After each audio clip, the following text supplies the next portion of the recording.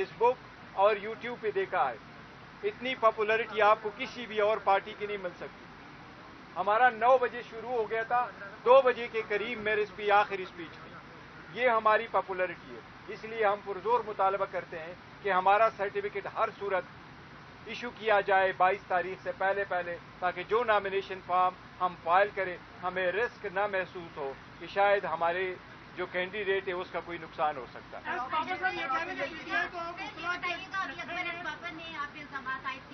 बाकी जमातें भी कर रही हैं, आपकी पार्टी मेंबर्स भी कर रहे हैं कि बुकला ने इस जमात को हाईजैक कर लिया। आप सारे वकील हैं, आप डिफेंड कर रहे हैं, आप अंदर इस हवाले से क्या कहेंगे? इस पार्टी और इसके अंदरूनी मामलात के साथ बाबर अकबर इस बाबर का दूर दूर तक कोई वास्ता नहीं है।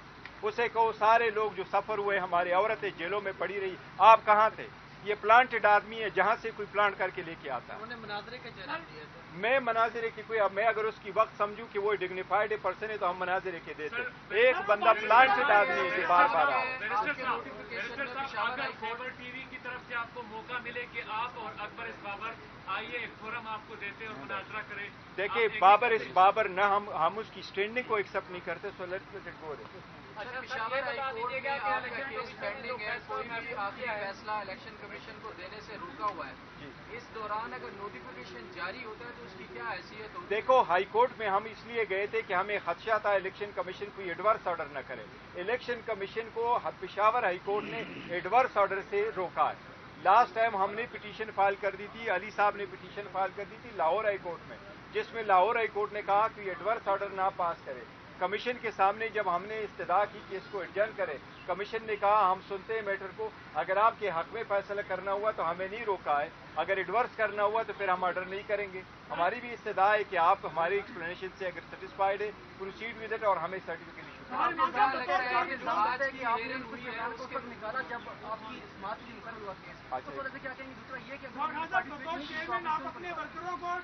पीटीआई का टिकट जारी करेंगे या सिर्फ बुकला को?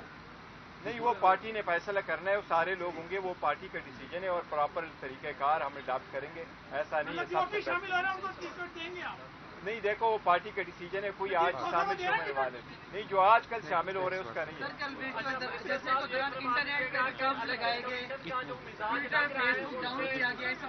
ये देखो ना, ये घबराई हुई मकबूलियत से इतने घबराई हुए कि इस मॉडर्न टाइम में जब पूरी दुनिया रात को देखती है और स्पेशली जब वीकेंड पे देखती है, आप स्लो डाउन करते हैं। अगर ऐसा किया गया जो मैंने नॉलेज में आया कि ऐसा किया गया तो बड़ी गलत है। साहब आप ये बता दीजिए कि जो इलेक्शन कमीशन का मिजाज है वो तो ऐसे लग रहा है कि बल्ला आपको नहीं दे रहे, तो अगला आपका क्या स्टेप होगा? और दूसरा ये जो पेशावर हाई कोर्ट का जो डिसीजन है वो इस सर्टिफिकेट जारी करने में रुकावट हो सकता है? नहीं, देखो सर्टिफिकेट इशू करने में पेशावर हाई कोर्ट की रुकावट जजमेंट जो है वो रुकावट नहीं है। उन्होंने तो फकत एडवर्स ऑर्डर रोक के रखा, ये नहीं कहा है कि आप कोई फाइनल ऑर्डर ना करें, वो तो हमारे खिलाफ का लिखा है, बाकी नहीं लिखा, उसके हिसाब से वो इशू कर सकते हैं। लेकिन अगर इलेक्शन कमीशन हमें, तो मुझे उम्मीद है इंशाल्लाह भला मिल जाएगा, लेकिन अगर नहीं दे रहे तो हमें अदलिया पे एतमाद है, इंशाल्लाह ताला अदलिया इंटरवीन करेगी इस मामले में।